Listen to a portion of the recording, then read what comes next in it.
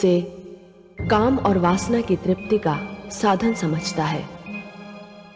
उसे यह भी ध्यान नहीं रहता कि माता, बहन और पुत्री भी नारी ही होती है। उसके मन से नारी का सम्मान करने की भावना ही मिट जाती है। ऐसे व्यक्ति से यह आशा रखना कि वो आचरण और सौजन्य का प्रदर्शन भी कर सकता है, भूल है। मेरा माथा तभी ठनका था जब जमदग्नि की धर्मपत्नी रेणुका ने यह समझ लिया कि वो सहस्त्रार्जुन जैसे कामी और विलासी को भी राह पर ला सकती है।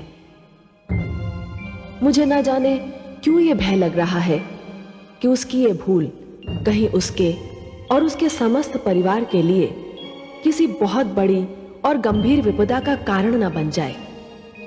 कहीं उसे अपनी इस भूल का कोई बहुत बड़ा मूल्य न चुकाना पड़े। आगे क्या होने वाला है, यह सोचकर मेरा दिल बुरी तरह धड़क रहा है।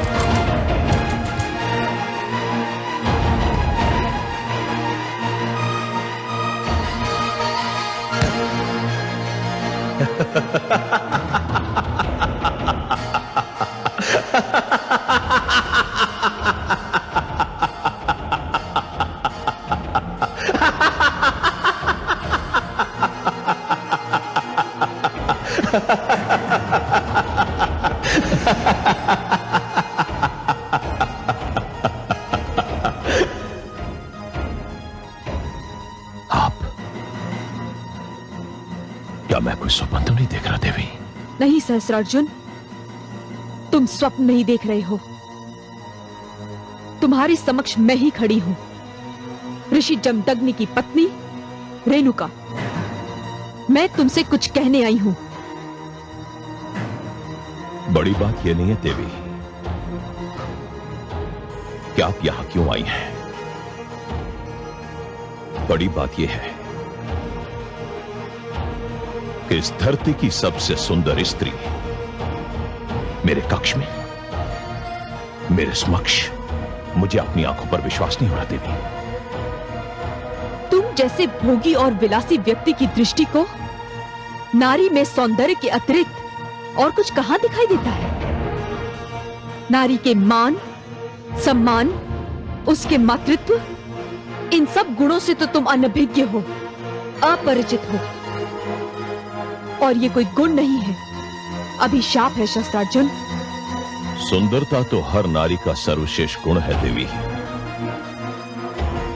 आप क्या जाने,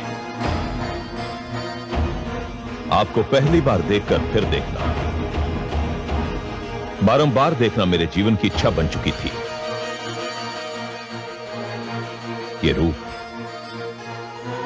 ये यौवन, ये सौंदर्य इस योग्य है कि आप जैसी स्त्री मुझ जैसे राजा के राजभवन की शोभा बने।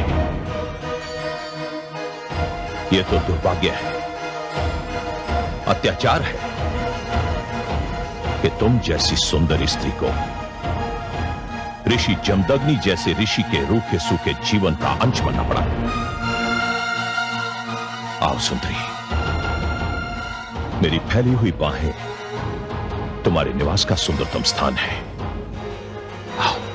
रुक जाओ सहस्त्रार्जुन, वासना में अंधे होकर ये ना भूलो कि मैं महान ऋषि जमदग्नि की पत्नी हूं और उनके 5 पुत्रों की माता भी। और समस्त संसार एक ऋषि पत्नी को माता की श्रेणी में रखता है।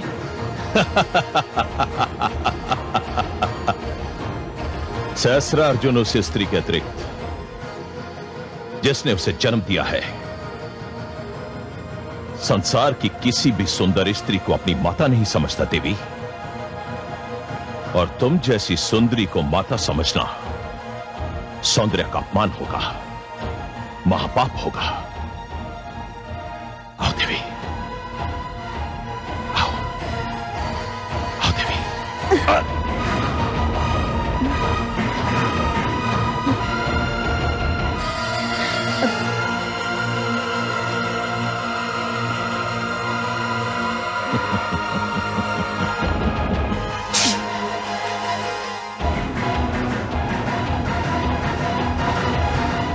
दुष्ट, तुझे सहस्र बाहुओं का बल केवल तेरे शत्रु के लिए मिला था, किसी नारी के सम्मान के साथ खेलने के लिए नहीं। मैं चाहती तो तेरा वध भी कर सकती थी सहस्त्रार्जुन, किंतु मेरे पति को ये स्वीकार नहीं होगा। मेरी तलवार से आज तुझे जो घाव लगा है, उसका रक्त आज जीवन बहता रहेगा।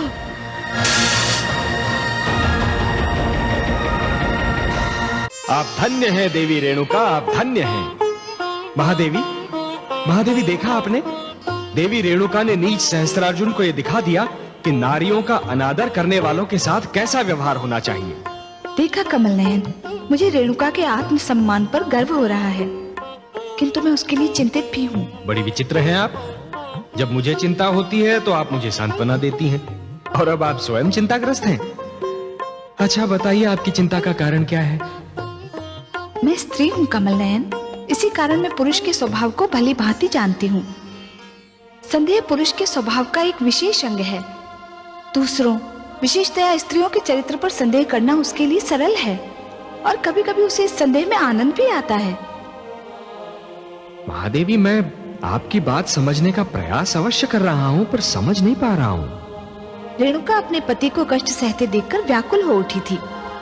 वो सहस्त्रार्जुन के पास इसी कारण गई थी कि उसके पति और परिवार की यातनाओं का अंत हो जाए। उसे विश्वास था कि इस प्रकार वो सहस्त्रार्जुन के मन में लज्जा जगा सकेगी और अपने पति को उसके आतंक से छुटकारा दिला सकेगी। परंतु अब मुझे लगता है कि उसका ये विश्वास किसी संदेह की धारा में बहने वाला है। कोई है? कोई है? क्यों? ये घाव दिखाकर अपने सेवकों से भी अपने वीरतापूर्ण कार्य की बधाई लेना चाहते हैं? महारानी, जब वो ऋषि कन्या यहाँ खड़ी थी, तब ये दहाड़ती वाणी मूक क्यों हो गई थी? मृत्यु के भय ने आपको उस स्त्री के सामने आत्मसमर्पण के लिए विवश कर दिया, जिसके साथ आप बलात्कार जैसा घिनौना पाप करने जा रहे थे। महारानी, आप पत्नी होने की सीमा का उल्लंघन कर रही हैं। मैंने तो केवल एक पत्नी होने की सीमा का उल्लंघन किया है, किंतु आपने तो गौ माता की चोरी करा के क्षत्रिय धर्म और पूर्वजों की दी हुई संस्कृति की सीमा का उल्लंघन किया है। ऋषियों के आश्रम जलाकर आचरण की सीमा का उल्लंघन किया है। व्यभिचारी और विलासी बनकर समाज की हर सीमा का उल्लंघन किया है। और आज तो आपने एक पतिव्रता नारी, एक आदर्श माता और एक आदरणीय देवी के सम्मान पर आक्रमण करके मानवता की हर सीमा का उल्लंघन कर डाला। महारानी मृण्मयी, बस। यदि एक भी शब्द मुंह से निकला तो आप मेरी हत्या कर देंगे, यही कहना चाहते हैं ना आप? तो ये इच्छा भी पूरी कर लीजिए। मैं स्वयं भी इस अपमानजनक जीवन से ऊब चुकी हूं, परंतु मेरी एक बात सुन लीजिए। आज आपने जो किया है, उसके क्या परिणाम होंगे, आप उसकी कल्पना भी नहीं कर सकते। मैंने यहां किसी को इसलिए पुकारा था कि वो मेरे घावों पर लेप लगाए, इसलिए नहीं कि वो मेरे घावों पर नमक छिड़के। जो घाव आपके शरीर पर है, उसका तो उपचार संभव है, किंतु जिस घाव से आपकी आत्मा आहत है, उसका कोई उपचार नहीं। महारानी, हाथ क्यों रोक लिया स्वामी? काश आज आपने मुझे इस जीवन से मुक्ति दे दी होती, जो एक लाचार नारी के अश्रुओं में भीगा हुआ है। विश्वास कीजिए, मृत्यु इस जीवन से कहीं श्रेष्ठ है, जो संतों को पीड़ित, नारियों को दुखी और शिशुओं को रोते देखकर भी कुछ नहीं कर सकता। आज मुझे अपने समस्त दुखों से मुक्ति मिल गई होती।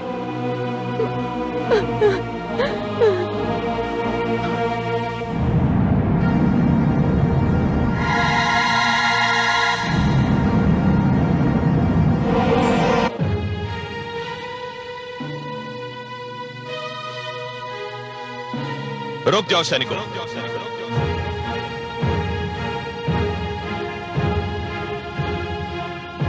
तो एक काम कीजिए, एक दिन हमारे राजभवन आइए। हो सकता है कि ऋषि और हमारे बीच कोई संधि का मार्ग निकल आए।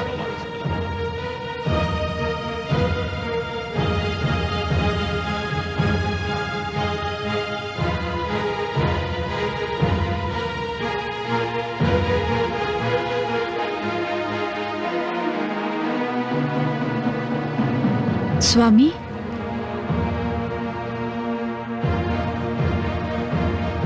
कहाँ थी तुम? आप तो जानते हैं स्वामी। जानता तो मैं बहुत कुछ हूं, परंतु तुम्हारे मुख से सुनना चाहता हूं, और वो ही सुनना चाहता हूं। स्वामी, आपके नेत्रों से जो कुछ झांक रहा है, उसे जीवन में मैं पहली बार कोई संज्ञा देने में अपने आप को असमर्थ पा रही हूं। क्या नाम दूं उसे? क्रोध, ईर्ष्या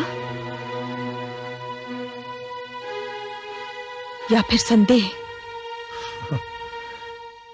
तुमने भी जीवन में जो किया है, पहली बार मैं उसे कोई नाम नहीं दे पा रहा हूं। मैं समझी नहीं स्वामी। जब पुरुष के लिए कहा जाता है कि रात्रि को उसकी आंख चाहे कहीं भी लगे, भोर को खुलनी अपनी ही शैया पर चाहिए, तब तो यह सिद्धांत स्त्री पर और कठोरता से लागू होता है। स्वामी, मैं जानती हूं मुझे थोड़ा विलंब हो गया है, किंतु विलंब नहीं, पूरी रात बीत चुकी है।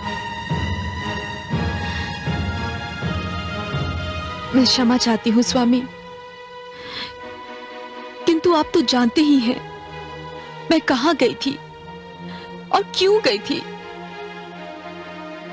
कहां गई थी ये भली भांति ज्ञात है मुझे, परंतु क्यों गई थी, इस प्रश्न ने मुझे असमंजस में डाल दिया है। स्वामी, आप कहना क्या चाहते हैं? मैं कहना नहीं चाहता, केवल ये पूछना चाहता हूं कि पूरी रात आप उस दुष्ट सहस्त्र अर्जुन के पास क्या करती रही? स्वामी, आप मुझ पर संदेह कर रहे हैं स्वामी? ये मेरे प्रश्न का उत्तर नहीं है। आप मेरे पति हैं, मेरे स्वामी हैं। मुझसे प्रश्न करने का अधिकार है आपको, किंतु मैं आपकी पत्नी होने के साथ साथ सतीत्व का पालन करने वाली एक नारी भी हूं, और एक नारी के चरित्र पर लांछन लगाने का अधिकार आपको नहीं है स्वामी। मैं चाहती तो आपके हर प्रश्न का उत्तर दे सकती थी, किंतु नारीत्व के सम्मान की सौगंध अब नहीं दूंगी। क्यों? क्या इस कटु सत्य पर आधारित प्रश्न का उत्तर देते हुए तुम्हें लज्जा आ रही है? लज्जा नहीं आ रही है स्वामी। मैंने ऐसा कोई कार्य नहीं किया है जिस पर मुझे लज्जा आए। पति और पत्नी का संबंध एक ऐसी कोमल भावना पर आधारित होता है जिसका नाम विश्वास है, और जब आपको मुझ पर विश्वास ही नहीं रहा स्वामी, तो मेरा कोई भी उत्तर, मेरा कोई भी तर्क आपको संतुष्ट नहीं कर सकता। ये क्यों नहीं कहती कि तुम्हारे पास मेरे प्रश्न का कोई उत्तर नहीं, कोई तर्क नहीं? मुझे तर्क देने की आवश्यकता भी नहीं है स्वामी। मेरा समस्त जीवन आपके सामने है। मैं आपके पुत्रों की माता हूं। मैंने आजीवन आपकी सेवा की है। मैंने आपके पुत्रों को दूध के रूप में अपना लहू पिला पिला कर पाला पोसा है। जब आपका एक संदेह इतने सारे प्रमाणों को नकार सकता है, तो फिर किसी भी तर्क, किसी भी उत्तर का कोई महत्व नहीं रह जाता स्वामी। तो फिर तुम भी सुन लो। मैं ये बताने की आवश्यकता नहीं समझता कि मैं क्या करना चाहता हूं और क्यों करना चाहता हूं।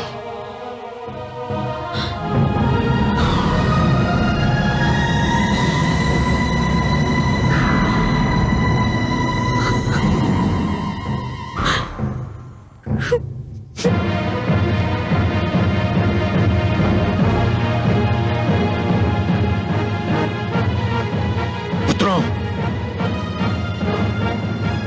तुम्हारी माता ने मेरे तुम्हारे समस्त परिवार के आदर सम्मान को धूल में मिला दिया है। उसने हम सबको लज्जा के सागर में डुबो दिया है। हम सब किसी को मुंह दिखाने के योग्य नहीं रहे। हम कुछ समझे नहीं पिताश्री। समझने की आवश्यकता भी नहीं है। आवश्यकता केवल इसकी है कि समस्त संसार ये जान ले कि एक ऋषि के परिवार के आदर सम्मान को धूल में मिलाने वाली स्त्री को क्या दंड मिलना चाहिए। पुत्रों, मैं तुम्हें आदेश देता हूं कि जाओ और अपनी माता का सिर इसी पल उसके धड़ से अलग कर दो। जाओ। ये क्या कह रहे हैं आप? क्या मैं किसी अपरिचित भाषा में बात कर रहा हूं? मैंने कहा कि वध कर दो उसका। वध कर दे? किंतु क्यों? मुझे तुम्हारी माता के चरित्र पर संदेह है। क्षमा करें पिताश्री, या तो आपसे कहने में कुछ भूल हो रही है या फिर हमसे सुनने में कुछ भूल हो रही है। ना तो मुझसे कहने में कोई भूल हो रही है और ना ही तुमसे सुनने में। सत्य तो यह है कि मुझे तुम्हारी माता के चरित्र पर अब विश्वास नहीं रहा। किंतु ये कैसे संभव है पिताश्री? क्या मेरी बात पर विश्वास नहीं है तुम्हें? किंतु हमें माताश्री के चरित्र पर भी विश्वास है। अर्थात तुमको मेरे कथन से मिथ्या की गंध आ रही है। नहीं पिताश्री, किंतु हमारी रगों में दौड़ते रक्त से आज भी माताश्री के मातृत्व की सुगंध उठ रही है, और ये सुगंध हमें ये बताने के लिए पर्याप्त है कि ये मातृत्व एक चरित्रवती स्त्री का है। दूसरे शब्दों में तुम चारों मेरे आदेश को नकार रहे हो, अपनी मर्यादा का उल्लंघन कर रहे हो, पाप कर रहे हो तुम लोग। पिताश्री, हमें ज्ञात है कि पिता की आज्ञा का पालन न करना पाप है, किंतु माता का वध करना भी महापाप है। किंतु कोई ना कोई पाप तो करना ही होगा। अब यह निर्णय ले लो कि तुम्हें कौन सा पाप करना है। मेरे प्रश्न का उत्तर क्यों नहीं देते? चुप क्यों हो? पिताश्री, यदि हमारे भाग्य में पाप करना लिखा है तो हम पहला पाप करेंगे, किंतु माताश्री का वध करके उनके रक्त से अपने हाथ रंगने का महापाप कदापि नहीं करेंगे पिताश्री। दुर्भाग्यशाली हो तुम, दुर्भाग्यशाली। अपराध किया है तुम चारों ने, और इस अपराध के लिए मैं तुम लोगों को जीवन भर क्षमा नहीं करूंगा। चले जाओ यहां से, दूर हो जाओ मेरी दृष्टि से।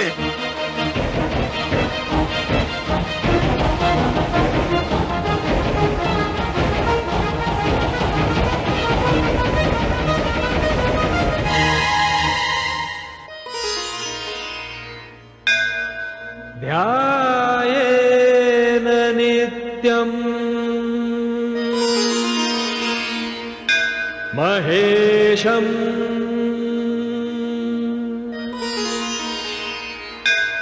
रजतगिरिनिभं चारुचन्द्रावदंसम्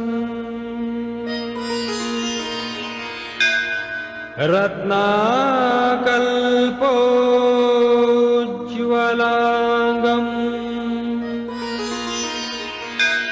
परशुमृगवराभीतिहस्तम् प्रसन्नम् पद्मासीनं समन्तात्सुतम्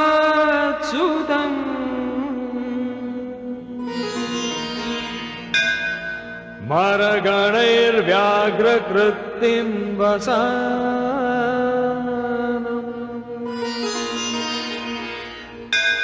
विश्वाद्यं विश्ववन्द्यं निखिलभयहरम् पञ्चवक्त्रत्रिनेत्रम् पञ्चवक्त्रत्रिनेत्रम्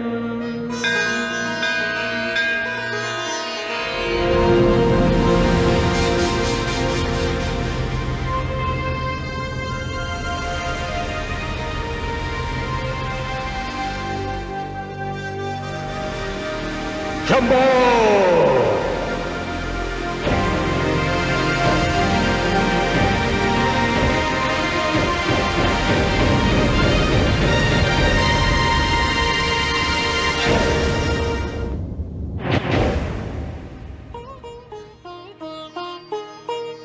ना जाने मेरे स्वामी मुझसे रुष्ट होकर कहाँ चले गए हैं। आप घबराइए मत माताश्री, अनुज और समस्त शिष्य उन्हें खोजने ही गए हैं और अब तक तो उन्हें खोज भी लिया होगा। वे आते ही होंगे माताश्री, आते ही होंगे। और मुझे पूरा विश्वास है कि पिताश्री का क्रोध भी अब तक शांत हो चुका होगा। पुत्र, मेरा दायां अंग भड़क रहा है, न जाने इसका क्या अर्थ है। माते, माते। क्या हुआ पुत्र? स्वामी का पता चला? नहीं माताश्री, हम लोग दूर दूर तक देखाए हैं, उनका कोई पता नहीं। आप कहाँ जा रही हैं माते? द्वार पर। क्यों? जब तक मेरे स्वामी लौटकर नहीं आ जाते, मैं द्वार पर ही उनकी प्रतीक्षा करूंगी, चाहे इस प्रतीक्षा में एक युग ही क्यों ना बीत जाए।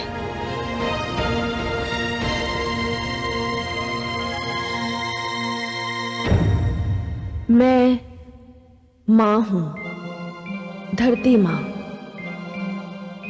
रेणुका ने तो अपनी समझ से अपने पतिव्रता होने का प्रमाण दिया, परंतु मुझे चिंता ये हो रही है कि कहीं एक नई प्रथा की नींव ना पड़ जाए कि पति चाहे जो करे और चाहे जहां चला जाए, पत्नी को उसकी प्रतीक्षा करनी होगी। हालांकि जो कुछ हुआ उसमें रेणुका का कोई दोष नहीं। रेणुका ने तो केवल अपने पति के आश्रम और अपने परिवार को बचाने की चेष्टा की थी। उसके चरित्र पर संदेह करने का पाप तो ऋषि जमदग्नि ने किया था। यदि किसी को दंड मिलना चाहिए तो ऋषि जमदग्नि को मिलना चाहिए, क्योंकि उन्होंने एक कठिन घड़ी में अपने विद्वान और ज्ञानी होने का प्रमाण नहीं दिया। समय आया तो वो भी एक साधारण पुरुष की भांति व्यवहार करने लगे। मैं जानती हूं कि संदेह एक ऐसा रोग है जिसका कोई उपचार नहीं, और मुझे भय है कि ऋषि जमदग्नि का झूठा संदेह कोई भयानक घटना बनकर सामने आने वाला है।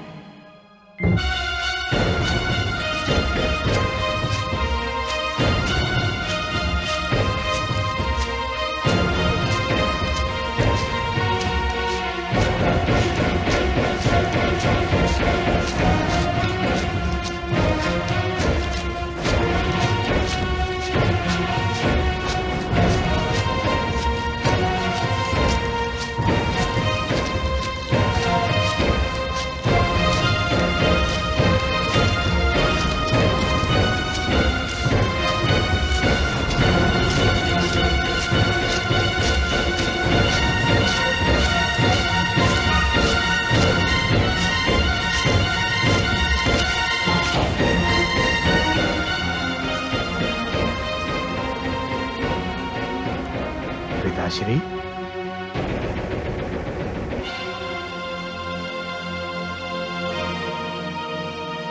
पिताश्री,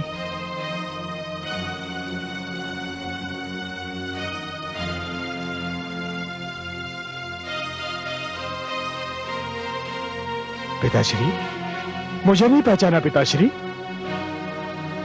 मैं आपका पुत्र। पुत्र राम। हाँ पिताश्री।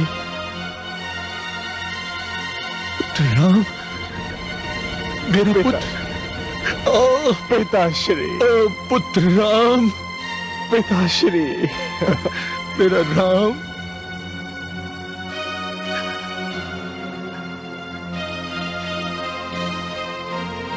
पुत्र राम, मेरा राम।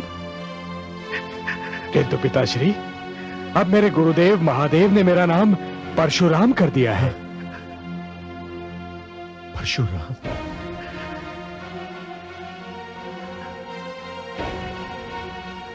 क्या हुआ पिताश्री? मेरे लौटने से आपको प्रसन्नता नहीं हुई क्या? प्रसन्नता तो अवश्य हुई है पुत्र, किंतु इस बात का विश्वास नहीं है कि प्रसन्नता कितने क्षण और जीवित रहेगी। आप ऐसा क्यों कह रहे हैं पिताश्री? तो क्या कहूं, मेरे चारों पुत्रों ने मेरे आदेश का तिरस्कार किया है, तो मैं पांचों से क्या अपेक्षा करूं और क्यों करूं? मेरे अग्रजों ने आपका तिरस्कार किया? क्या किया उन्होंने पिताश्री? मैंने उन्हें कुछ करने का आदेश दिया था, परंतु उन्होंने नहीं माना। जीवन में पहली बार पुत्र, पहली बार मुझे ऐसे अनादर का अनुभव हुआ है। मुझे तो अपने आप में लज्जा आ रही है। पिताश्री, मुझे खेद है कि मेरे अग्रजों ने आपको दुख पहुंचाया, परंतु अब तो मैं आ गया हूं। आप मुझसे कहिए, मुझे आदेश दीजिए कि आप क्या चाहते हैं। आपका आदेश तो भगवान का आदेश है, पितृदेवो भव। और यदि तुमने भी मेरे आदेश से असहमति प्रकट की तो? पिताश्री, मैं असहमति क्यों प्रकट करूंगा? आप आदेश देकर तो देखिए, मैं आपके आदेश का अवश्य पालन करूंगा। मुझे वचन देते हो पुत्र? पिताश्री, वैसे वचन की कोई आवश्यकता है तो नहीं, किंतु यदि मेरे वचन से आपकी सांत्वना होती है तो मैं आपको वचन देता हूं कि आप जो भी आदेश देंगे, मैं बिना कोई प्रश्न पूछे आपके आदेश का पूर्णतया पालन करूंगा। चिरंजीवी भव पुत्र, चिरंजीवी भव। आज तुमने मुझे वो प्रसन्नता दी है जो किसी भी पुत्र ने अपने पिता को नहीं दी होगी। किंतु अब तो बता दीजिए पिताश्री कि आपका आदेश है क्या?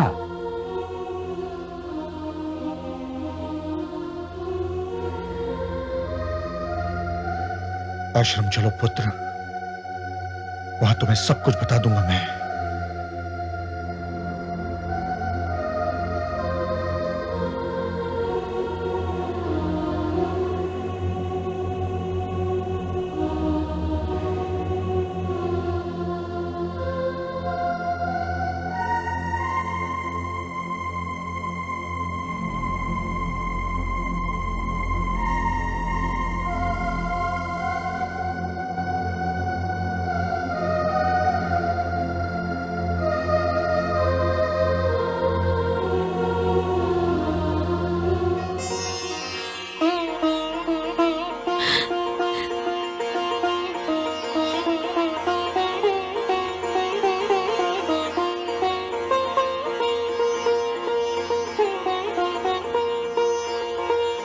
स्वामी, स्वामी आ रहे हैं, किंतु साथ में ये नवयुवक कौन है?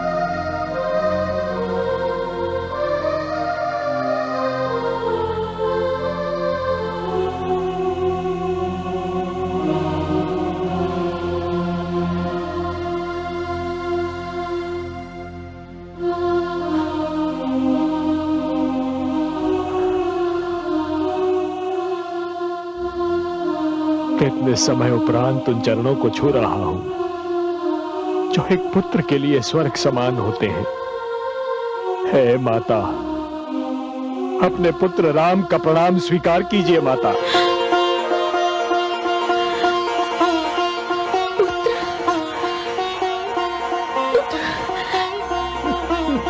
मेरा राम। हाँ माता।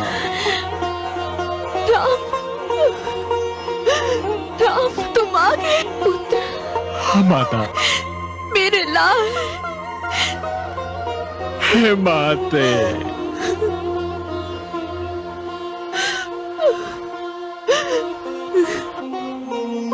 इसी क्षण के लिए तो मैं जी रही थी पुत्र।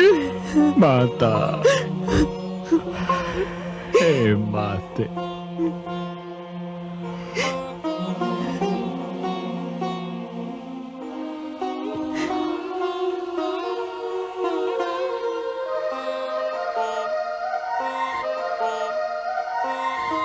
स्वामी,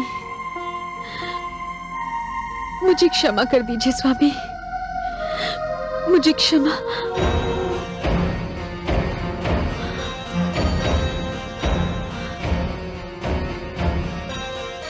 स्वामी,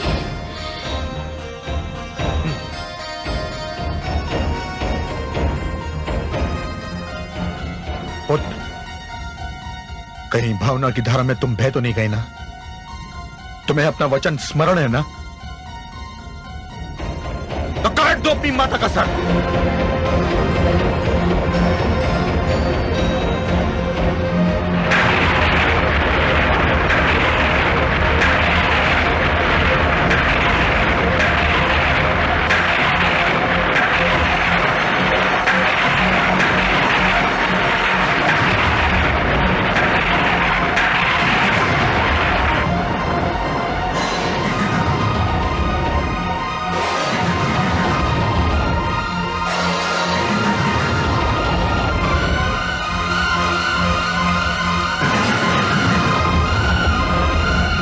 मेरी आज्ञा का पालन करने में इतना विलंब क्यों? काट दो अपनी माता का सर।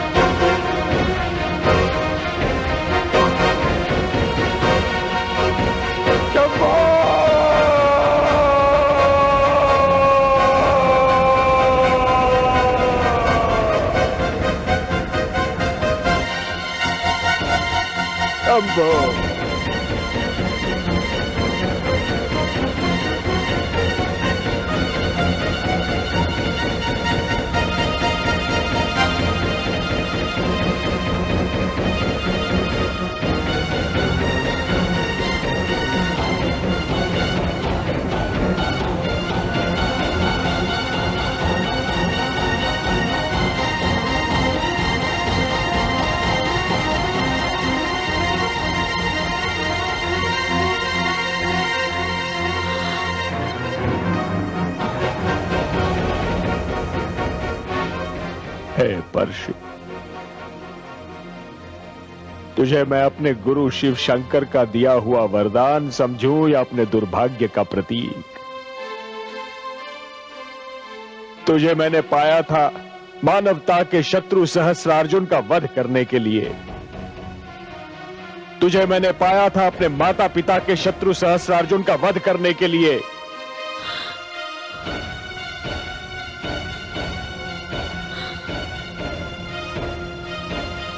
परंतु तेरा प्रथम प्रहार होगा उस माता पर जिसकी कोख से मैंने जन्म लिया, जिसकी गोद में मैंने अपने जीवन का प्रारंभ किया, जिसके प्रेम के ऋण से मेरा रोम रोम बिंधा हुआ है, जिसका प्रेम मेरे जीवन की महानतम पूंजी है, जिसके चरण स्पर्श करने के लिए मैं वर्षों से तड़प रहा था। गुरुदेव, हे शिव शंकर, हे समस्त देवी देवताओं, हे समस्त ऋषिगण, आप सब साक्षी रहना कि मैं केवल अपना वचन निभा रहा हूं, केवल अपने पिता की आज्ञा का पालन कर रहा हूं।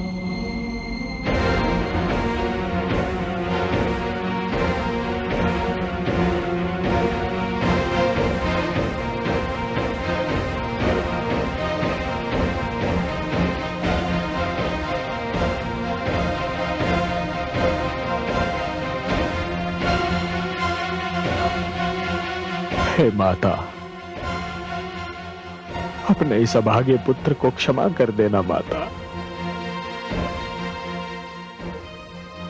मैं वो करने जा रहा हूं जो आज तक किसी पुत्र ने नहीं किया होगा, और ईश्वर ना करे कि आज के उपरांत किसी पुत्र को करना पड़ जाए।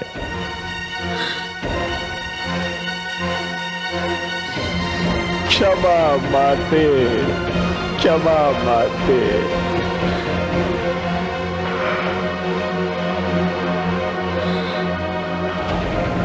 क्षमा माते,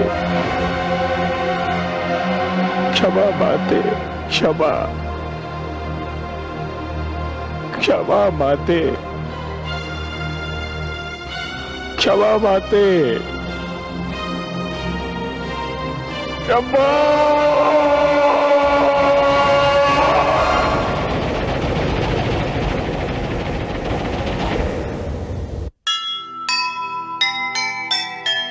ये कैसा अन्याय है, ये कैसा अंधेर, एक झूठे संदेह ने डाले मन में फेर। जो लगता था आज तक एक सुखी संसार, ऐसी विपदा आ पड़ी, बिखरा वह परिवार, बिखरा वह परिवार। जो सुनेगा ये पुराण पाएगा सुख और ज्ञान।